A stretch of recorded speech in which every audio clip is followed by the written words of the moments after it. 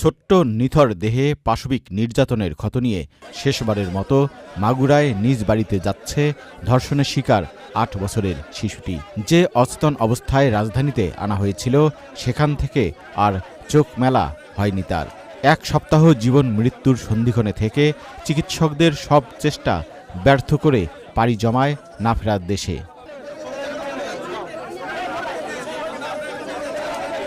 সন্তানকে মুমূর্ষু অবস্থায় ঢাকায় নিয়ে এসেছিলেন মা।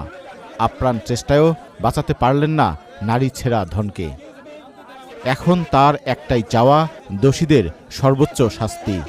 আমার অভিযোগ একটাই, ওর যখন ব্যালেটের কাটিছে, ফাইস দিয়ে মারিছে, ওই রকমের উগারও আমি ফাইস দিয়ে দেখতে চাই।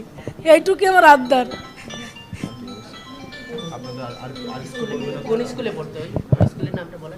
স্কুলের নাম জারিয়া সরকারি প্রাথমিক বিদ্যালয়।